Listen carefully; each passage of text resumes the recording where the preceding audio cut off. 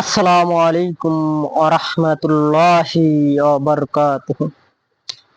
আপনি কি কখনো ভেবে দেখেছেন যে একজন মানুষ প্রতিনিয়ত সালাত আদায় করে, এক ওয়াক্ত সালাতও কাজা করে না, আল্লাহকে ভয় করে, অথচ তার জীবনে অনেক সমস্যা এবং অনেক পরীক্ষা আসে। কেন আসে এটা কি কখনো একবারের জন্য ভেবে দেখেছেন?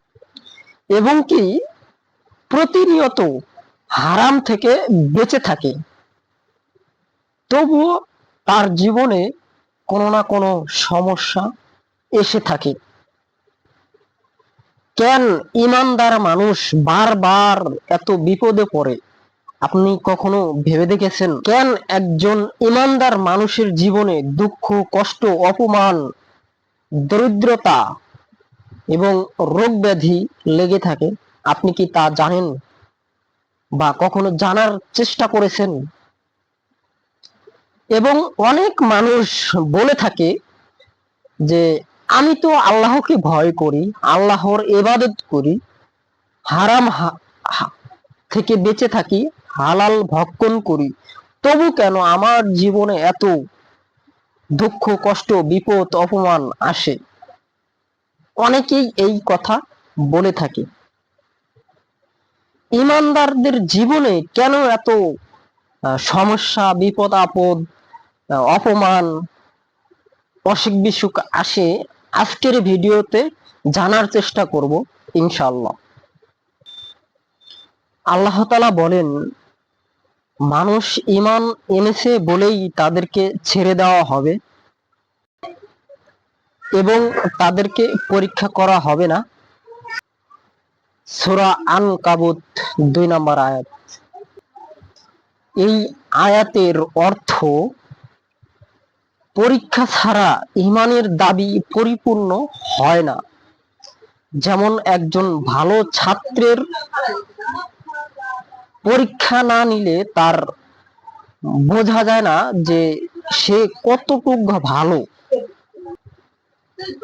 দুনিয়াতে পরীক্ষা ছাড়া সত্যিকারের মুমিন প্রকাশ পায় না। পৃথিবীতে সব থেকে নবীদেরকেই পরীক্ষা করেছেন আল্লাহ তাআলা বেশি। নবীদেরকেই আল্লাহ তাআলা সব থেকে বেশি কষ্ট দিয়ে পরীক্ষা করেছেন।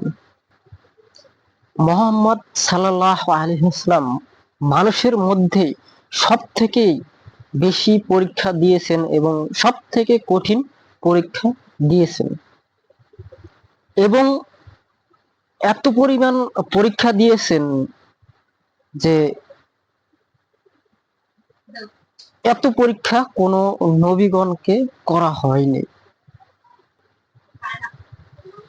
সোশ্যাল মিডিয়ায় যত ইমামদের, মসজিদের ইমামদের যে হেনস্থা করা হচ্ছে, এটাও ইমানের পরীক্ষা।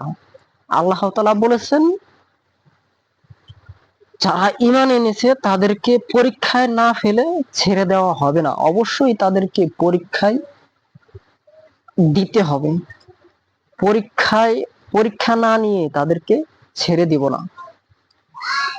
এই জন্য মসজিদের ইমাম যাদেরকে আজ নানা কারণে হেনস্থা করা হচ্ছে, এসব তাদের জন্য ইমানি পরীক্ষা। আল্লাহ তাআলার কাছে পরিপূর্ণ ইমানদার হওয়ার জন্য তাদের পরীক্ষা করা হচ্ছে। তাদের কোনো দুশ্চিন্তার কোনো কারণ নেই। তারা এই পরীক্ষায় উত্তীর্ণ হলেই তারা জান্নাতি হয়ে যাবে। যে মানুষগুলোর জীবনে অসুখ বিসুখ এবং সমস্যা, বিপদ আপদ এবং মানুষের জুলুমের শিকার, এগুলো একজন মানুষের জীবনের ঈমান আনার কারণে আল্লাহ তাআলার পক্ষ থেকে পরীক্ষা। এই জন্যই এই মানুষগুলোর জীবনে এই সব এসে থাকে। এবং সোশ্যাল মিডিয়ায় দেখতে পারতেছি যে অনেক মসজিদের ইমাম ইমামদের অনেক কারণে অনেকভাবে হেনস্থা করা হচ্ছে, এবং কি ধর্ষণের মামলা দিয়েও তাদেরকে হেনস্থা করা হচ্ছে, এবং কি অনেক অনেক সমস্যায় ফেলা হচ্ছে। তাদের কোনো চিন্তা নেই, কারণ এগুলো সবই আল্লাহর পরীক্ষা। আল্লাহ তাআলা তাদেরকে পরীক্ষা করছেন, এই জন্য তাদের জীবনে এই সব নেমে আসছে।